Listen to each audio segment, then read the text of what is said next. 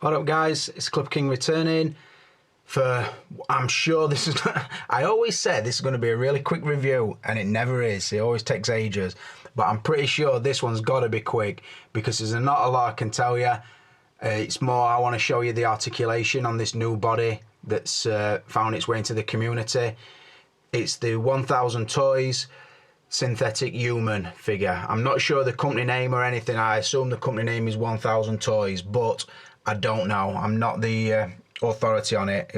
Pretty much, Wyman sent me a message over the weekend. Do you want to review this? Because I've had a couple. I've sold one. I've got one on eBay, and then this is my keeper.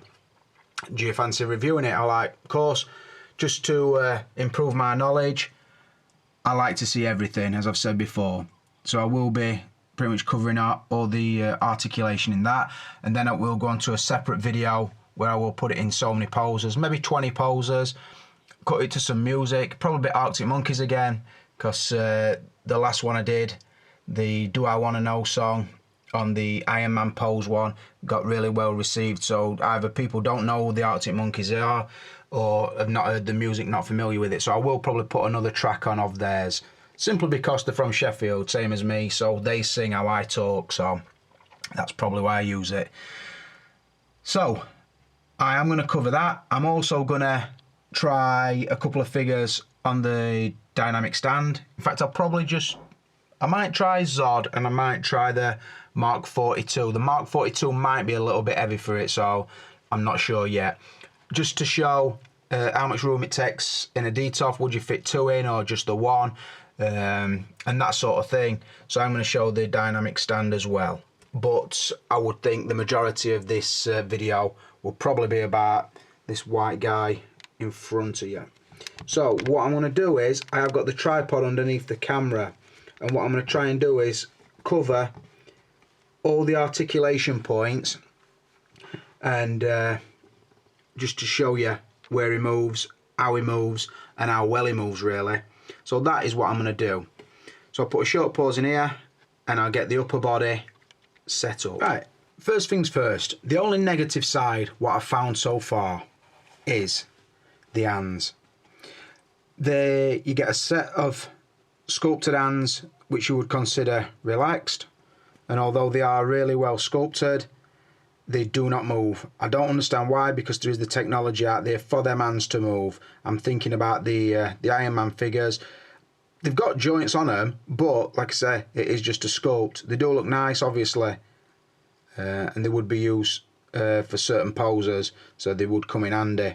Again, the other hand, they are not articulated hands. And obviously then you do get a set of fists, which again, there's no articulation in the hand. It is just a sculpted hand. Although it does look really nice, it is what it is. Now moving on to something that was a little bit unexpected about this figure, and I still really don't understand why they've done it. But as you can see, the face sculpt, it comes sort of, if you think about it as sort of a robotic style human, a synthetic human like it's called. They've actually given it a kind of face. What you do at these sides, I showed earlier when I unboxed it, it's got sort of a clip here, one on its other ear, one at the top here, and one underneath here. So what you can do is pop them out, sort of work them all out, and then it comes off kind of like a front face helmet. So that is what you've got.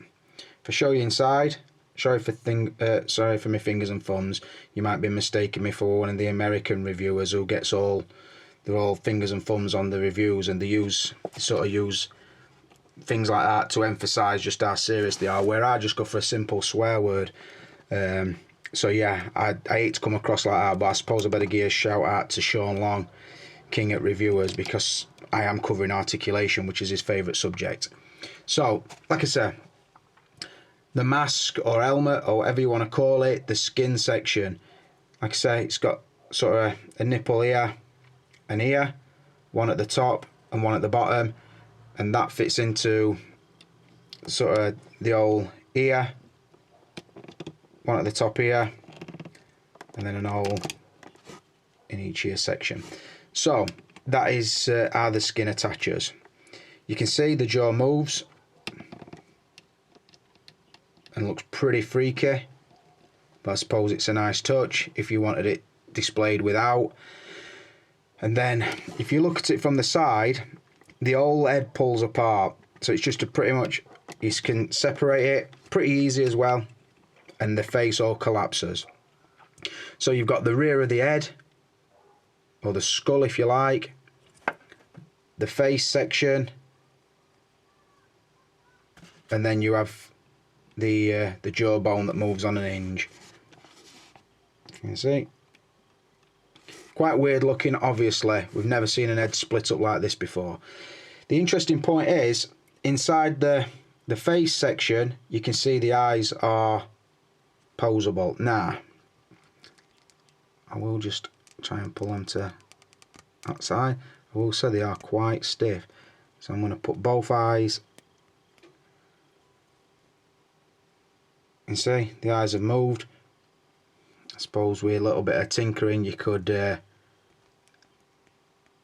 out there, it's off to the side.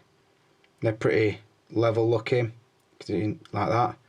And then what we can do is we'll rebuild the face. So you slide that into there. It's a little bit awkward when you're rebuilding it because the jaw seems to drop off. It should be right now. And then you just push it all back together like so. The face back together, and then if you want you can put the mask back on. I find the best way to do the mask is put the jaw clip in first, because the jaw is the movable part. Click in the top and then just trap it back into the ears. It does fit the face really tightly, and now you can see you've got him looking off to his left. So that is pretty much how the head works. I hope you can see that clear enough. Now, the ball joint on the top, I haven't tried to pull the skull off of the peg, simply because this figure's got to go back to Wyman. So I didn't want to pull it off and start trying to fit an hot toy's head. I'm guessing that it wouldn't because of how the mechanism works. I'm not sure that it's the same size ball joint in there, but there's a ball joint in here, and like I said, if you look, the head will go to some really natural angles. It does move really nice. It's got a very, it don't click or there's no ratchet, but it has got a very stiff feel about it, and wherever you leave it, it sort of stays. See what I mean? There's no, would be perfect for stop motion. Absolutely, you could get it doing anything because it because of how it moves. So it's telling me I've not got the head in properly. Maybe right off. Right, yeah, so that moves. The lower neck, again, I've not tried to pop it out, but I'm looking down in there. I'm guessing it would. If you warmed it up, you could probably pop it off and put on most hot toys heads, but I haven't done it and I'm not going to do it, simply because, again, it's Wyman's figure, and if I were to snap that ball joint in there, I know how much the first one he sold went for, and I'm not prepared to pay that to cover the fact that this one's broke. So if you look down into the neck, sort of down in there, there's like a neck peg, but there's also like a collarbone section inside where it looks like, and the neck does move nicely on that. And see, really good range of articulation all the way back, all the way forward, side, side, and obviously the head will move on top of that. So really nice. Just move up a touch. Moving across to his shoulders. Obviously you've got the full rotation of his arm. You've got the, you see the movement forward and back, forward and back. Obviously this is the same on both sides. And then you've got also a section here, look at the grey bit, which moves independently of the rest of the shoulder mechanism. So you could go to a pose something like that. Can you see? Really, really hunched up shoulders. And then, like I say, you pull that down and low. take note, Hot Toys Amazing Spider-Man, you could have done with these shoulders, buddy. So yeah, that's how the shoulders work, and because of how it moves, you can pretty much do him anything that's probably humanly possible. So really nice. Just moving down a touch, let me just reset the camera. Right, on the arm, the sort of upper biceps or the joint here, tight feeling, full rotation, all the way out, all the way in. Just feel really nice, and it's stiff. The elbow, as you can see, the elbow hinges in there, but it has got sort of a floating elbow section, so when you go to, it will bend at the bottom, look here, and then it will bend at the top, so it will easily go to there, and the elbow section still stays in position. So what I'm thinking is, you cover this in a bodysuit or some Hot Toys clothing, a Spider-Man I'm thinking, cut your Spider-Man body out, put the outfit on this, and I think it would be the best Spider-Man around. That's what I'm thinking. So look how the elbow works, really nice, again stiff. There's no point where it feels loose, it always feels like it's exactly where you want it to be, which is awesome for posing it. Again, no need to show you his left shoulder and elbow because it all moves the same. Moving down, we have a wrist peg which will move obviously backwards and forwards. The hand will rotate. If you pose it like that, it will rotate in the arm. Very similar to our True Type would. What I notice is as well, this is not fixed, so sometimes you move it, look, can you see it opening up? It's pretty much just slid into the other section, and then you can nip it back up like that. Just pop the hand off. Amir's downstairs deciding to shout. It is a longer peg than an Hot Toys one, and it is it's just a flat, sort of flat stem. There's no nipple on the end, so to speak, and then it slides on. You can say, really nice. So yeah, that is how the arms work. Moving up a touch more. Move the arms out of the way. Now you can see it's not just a normal ab crunch section. It's sort of got the section here and then the section here. So what you would get is a really good crunch at the first bit, crunch at the second. You see, look at that for crunch. Nice. So you get, and then sort of reverse crunch, you would get that. The reverse crunch will only go so far because it's got this this rigid plastic sort of vertebrae going down his back, so it would stop him there. Again, very natural looking though. I hope you can see that all right. So not only does it crunch forward and back, it would go down, down, so you're looking at him like that. Again, other way. Just put whoa, took a fucking nosedive. So look, crunching side to side and forward and back. I don't know an Hot Toys body that would do that. That's basically what I'm showing you. I've got him knelt down because I keep him in shot like that. So yeah, so you obviously you've got the section there, there, there. Also, what you notice, because of how his abdomen or torso works, you also get sort of a rotation. So the first one rotate, second one rotates, third one not so much. But again, look at the rotation there, is nearly all the way round. Very nice. And like I said, everywhere you put him, he stays. It's not like, yeah, you want me to go there, but I'm not. I'm gonna spring back because my joints are too tight or stuff like that. Like I say, it does always feel really good quality. So that's pretty much the upper body. Moving down to the hip section. The hips will obviously move full splits and in nice and tight. Forward, and this one back, so front and rear splits as you can see, and then sort of the upper leg rotates quite freely. Moving down to the knee, again sort of floating knee section which is central on the hinge. The leg will bend at the lower portion and the top to give you that, which again, some true types will do, some won't.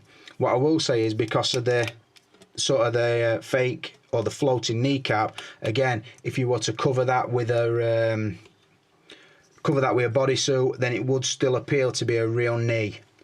Yeah, and as you can see, it's sculpted, so under an outfit it would look quite muscular. I think you would see some of the lines, so it wouldn't really look like an accurate body under a Spider-Man, but because of the pose, I think you could get away from that. So anyway, that's how the knee works. Moving down to the ankle section, you can see quite big looking ankle pegs. And what you notice is it will go to all the way back, all the way forward. It will turn in and out, you see. And then a really cool thing, toe articulation, which is really good. But then cooler than that is you can sort of rotate the foot like that, like that. Most people who pose figures know the feet are normally the giveaway in the pose, because if they're wearing a boot or a certain type of foot, you position it and the foot doesn't stand flat on floor, which hinders the balance. This one, wherever you put it, you can get it to do, because even, you see the heel, sort of the Achilles tendon area, so there is rotation in all the foot. So if his leg was sort of planted like that, it would still go flat on floor, which is a really nice touch and would keep your poses looking natural and accurate. So let's get him stood up, get the shot back in. I'll join you back in a minute. So there's not too many problems with it. I know people are going to say, will it swap out to an Hot Toys hand? I'm going to assume it does. Will it swap to a Hot Toys head? I'm guessing it would, but like I say, I'm reluctant to start pulling at the neck peg, because if it doesn't and it's not supposed to come away, then I'm basically going to be destroying Wyman's figure, and I don't want to do that because I know the value of it. I would think that you could pretty much swap out most of it into Hot Toys clothing and get some really nice poses or more natural looking poses on figures that Hot Toys really messed up on. Again, thinking about the Amazing Spider-Man. It is a very impressive thing. It is all hard plastic, although it looks like porcelain. The joints move smoothly and freely and hold very tight. Very, very impressive body. I think its closest rival would be the Slim True Type, or the Medium True Type as it is now, I think. I would say it is slightly better. I would think it probably costs a little bit more, but it is slightly better. But is it pointless if you can't swap out the head? Maybe a little bit, because I don't know many people that would want to buy that to display it as is. I suppose you could mod it and have it looking like a really skinny Iron Man figure or iRobot or something like that. But yeah, it is very impressive. I don't know if it's worth the money. I couldn't say, because I don't know the actual price of it. But I think some people will love it, and I think some people will go to these bodies as standard to make the superhero figures look better than they do, or a Bruce Lee, or the ninja figures in Morris's case, or whatever. I would think you can't imagine a pose that this can't get into, and I am going to demonstrate that in a video after this one. So I hope you get a flavour for the articulation now. I'm now going to move on. I'm going to get Zod up on that dynamic stand and just see if it will hold the weight of that and look good. Right, as you can see, got the dynamic stand set up, got a Zod on it, which I would think, apart from the Mark 42, would probably be the heaviest figure. Maybe not as heavy as the Predator either, but it is an heavy figure. And yeah, the stand is supporting it really well. So sort of the bar does support it really well. The clasp is holding his weight. One thing I would say, I'm a little bit surprised that the base is not a little bit more weighted, simply because I've just tried to pose that a little bit more forward and it would bring in the stand, it would tip in the stand up. So I think maybe the base should have been weighted a little bit more. Like I said, it does look pretty nice on that display, but because most collectors do use the DTOF case, let's have a look if it will fit in, and also what the chances are that you would get two in there. Right, as you can see, if you do put a couple of bends in, sort of a bend forward and then a bend upward, you would get him that is off the floor. There is sort of an height restriction in the DTOF case, so bear that in mind if you are going to be buying one of these dynamic stands. Ground space, I don't think you could fit two in comfortably, as you can see. Sort of that width, so you're not going to get two on the floor space unless there is a way that you can stack one on top of the other, or so many on top of each other, and still impose things side by side. That might be an option, but because of the height limitation in a IKEA DTOF, you'd have to really consider how you wanted to display your stuff before you shelled out the money to buy one of these stands. I think they're ideal for me, I've got to be honest, because I can sort of put them along the back of a shelf like that, so to elevate a Spider-Man or even Thor or whatever, and sort of give it another height layer along with the steps that are in there. Sorry, my collection's not organised at the minute, I'm just moving stuff around. But yeah, just to I would be able to use it in the central cabinet.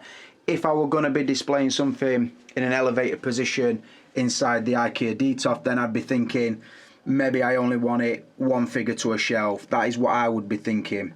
Although, like I said, there is a way that you can stand, like sort of turn one way, turn the other, and because of this cutaway section sort of here, then the other pole would be coming up there, sort of thing. So there would be a way that'd be in the air, but then they're going to have to be very close to each other because of the height restriction. So like I said, bear that in mind. But massive shout out to Anthony for sending me the stands. Like I said, they are available through Wyman if you get in touch. If he has got any left now, like I said, he knew he definitely got 2 left yesterday. I don't know if he's found any more, if he's sold them, already. So I said we would have to contact him. As for the 1000 Toys synthetic human, it is a really, really nice body, and like I said, I'd be so tempted, say if they were going for like 40, 50, 60 quid each, I'd be so tempted to buy that, rebuy the Amazing Spider-Man, cut him out the suit and put that body inside, because then you would have the best Spider-Man that I've seen, and that's no doubt about it. But like I say, I hope that's just a short video for you. For now, this is Clipper King Brothers, and I'm out of here.